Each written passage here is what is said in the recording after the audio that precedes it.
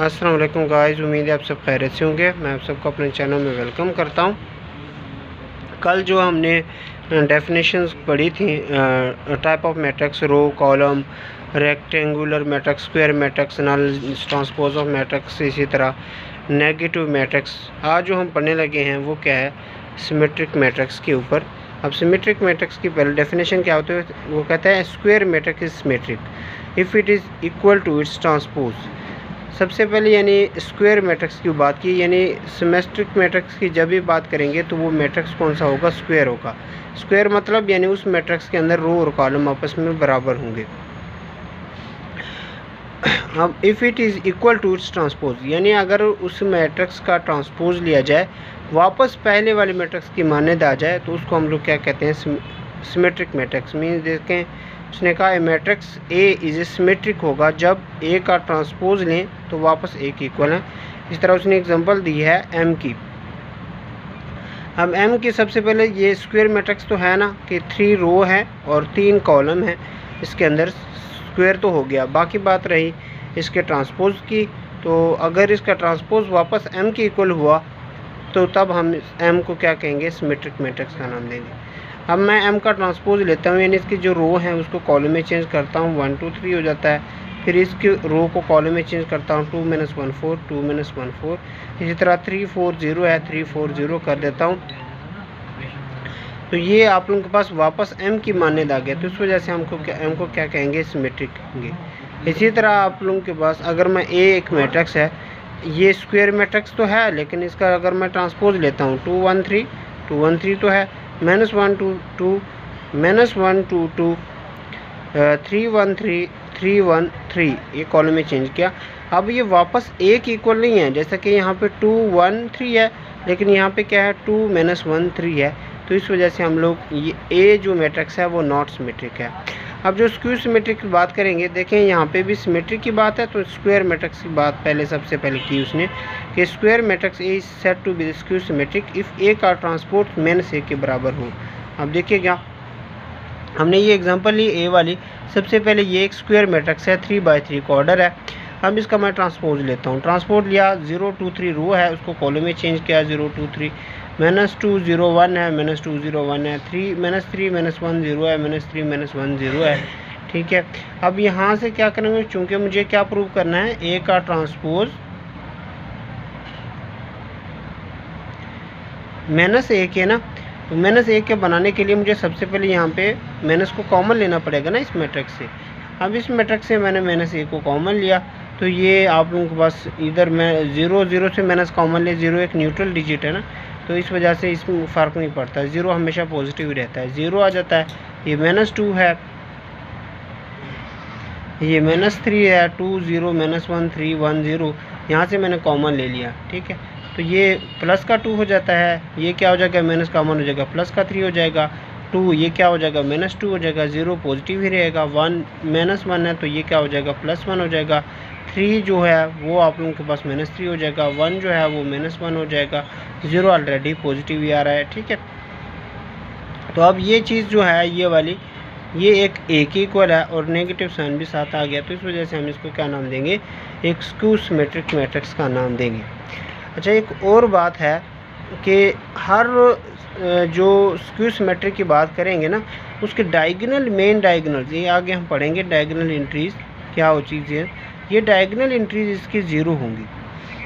इसको main diagonal भी कहते हैं, लीडिंग डायगोनल भी कहते हैं। हर स्क्वायर सिमेट्रिक मैट्रिक्स जो होगा उसकी मेन डायगोनल एंट्री 0 होगी। ठीक है, यानी अगर आपके पास कोई स्क्वायर मैट्रिक्स दे दें कि वो स्क्वायर सिमेट्रिक है कि नहीं है, तो हम सिर्फ मेन डायगोनल एंट्रीज को देकर ये बता सकते हैं कि वो स्क्वायर सिमेट्रिक हो सकता है कि नहीं हो सकता। आगे आते वो कहता है डायगोनल मैट्रिक्स। अब डायगोनल मैट्रिक्स के अंदर भी उसने सबसे पहले किसकी बात की, स्क्वायर मैट्रिक्स की। हमने कहा square matrix is called the diagonal matrix if at least कम से कम any one of the entries of its diagonal is not 0। अब मैंने पहले भी बता दिया, and non diagonal entries are 0। कम से कम एक एंट्रीज ऐसी जो मेन डायगोनल में होनी चाहिए कि वो नॉन 0 हो, और बाकी जो नॉन डायगोनल एंट्रीज हैं वो सारी 0 होनी चाहिए। अब मैंने एक मैट्रिक्स लिख दिया, ये देखें सारे, ये क्या कहलाता है, मेन डायगोनल्स भी कहलाता है इसको। ये जो मैंने इसको, ये क्या कहलाता है, मेन डायगोनल्स एंट्रीज भी कहते हैं इसको, लीडिंग एंट्रीज भी कहते हैं।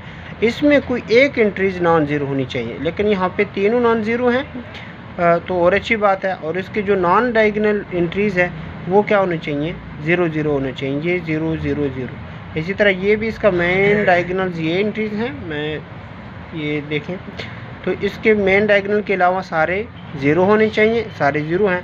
और यहाँ पे कम से कम एक नॉन ज़ीरो होना चाहिए, लेकिन यहाँ पे तो तीनों नॉन ज़ीरो, तो और अच्छी बात है। अब इस मैट्रिक्स को मैं देख लेता हूँ।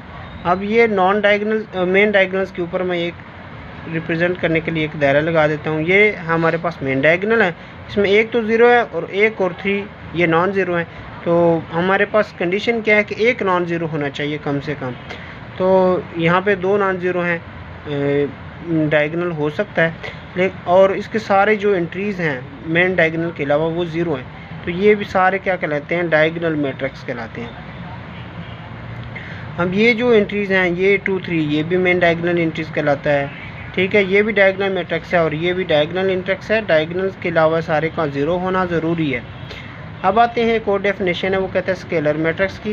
उसने कहा डायगोनल मैट्रिक्स, आप क्या कहते हैं, diagonal matrix is called a scalar matrix.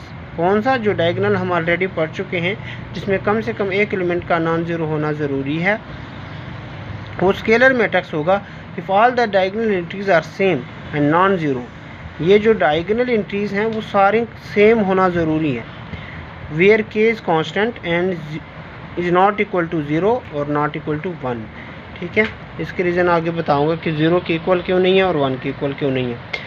यानी जो एंट्रीज़ आप लोगों के पास मेन डायगोनल्स में होंगी सारी सेम होने ज़रूरी है, और सारी के सारी कैसी होनी चाहिए कि वो 0 भी ना हो और 1 भी ना हो।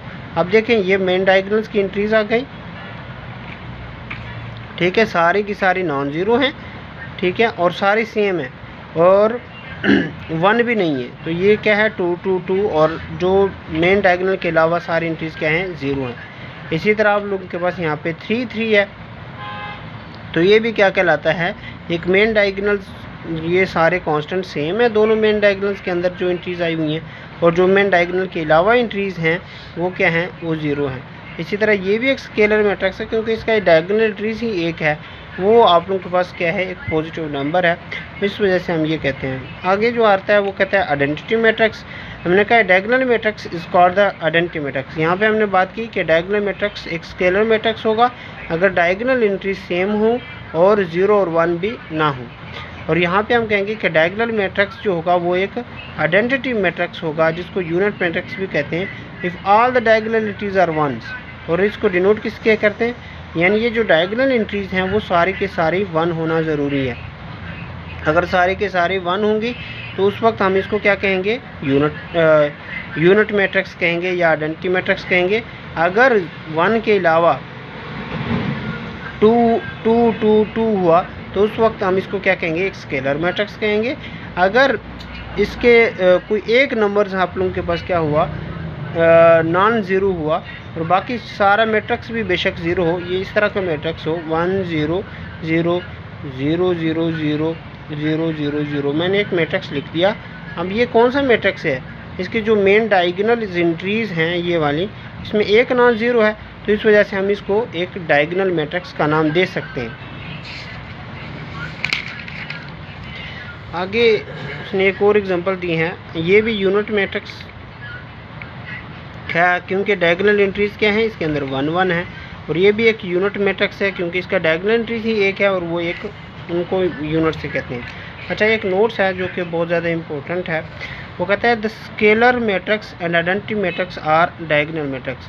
हर स्केलर मैट्रिक्स और आइडेंटिटी मैट्रिक्स जो होते हैं वो डायगोनल मैट्रिक्स होते हैं, लेकिन every diagonal matrix is not a scalar identity matrix होता है। अब इसके बलिए मैं एक बात बता देता हूँ कि जो स्केलर मैट्रिक्स होते हैं उसकी डायगोनल एंट्रीज क्या होती हैं, सारे पॉजिटिव होने चाहिए, 0 और 1 नहीं होने चाहिए, ठीक है।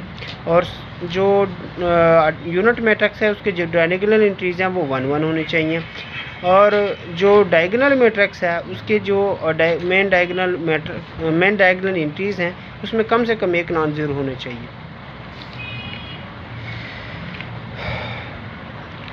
आगे जो है एक्सरसाइज 1.2 है, वो कहता है from the following matrix identify unit matrix, row matrix, column matrix and null matrix. अब इसने सिर्फ बताना है कि आइडेंटिफाई यूनिट मैट्रिक्स कौन सा है। यूनिट मैट्रिक्स कौन सा होता है जिसकी डायगोनल एंट्री सारे 1 1 हो। रो मैट्रिक्स कौन सा था जिसके अंदर सिर्फ एक हॉरिजॉन्टल रो हो, उसको हम रो मैट्रिक्स कहते हैं। कॉलम मैट्रिक्स कौन सा था जिसके अंदर सिर्फ एक ही कॉलम हो। नल मैट्रिक्स कौन सा था जिसमें सारे की सारी एंट्री 0 हो। अब ये जो ए है ये कौन सा कहलाता है, ये एक नल मैट्रिक्स है ना। इसी तरह ये इसके अंदर सिर्फ एक ही रो है, तो इस वजह से हम इसको क्या नाम देंगे, रो मैट्रिक्स। और इसके अंदर एक ही कॉलम है तो इसको कॉलम मैट्रिक्स का नाम देंगे। और इसकी जो डायगोनल एंट्रीज हैं वो क्या है, 1 1 है, तो इसकी वजह से हम इसको क्या नाम देंगे, यूनिट मैट्रिक्स का नाम देंगे। और इस मैट्रिक्स के अंदर एक इंटीज है और वो भी 0 है, उसको हम क्या नाम देंगे, एक नल मैट्रिक्स का नाम देंगे। और इसी तरह ये इसके अंदर सिर्फ एक ही कॉलम है तो उसको हम क्या नाम देंगे, कॉलम मैट्रिक्स कहते हैं। अगर ये वीडियो अच्छी लगी हो तो चैनल को सब्सक्राइब कीजिएगा और दोस्तों के साथ शेयर कीजिएगा। मिलते हैं इस तरह के नए वीडियो के साथ।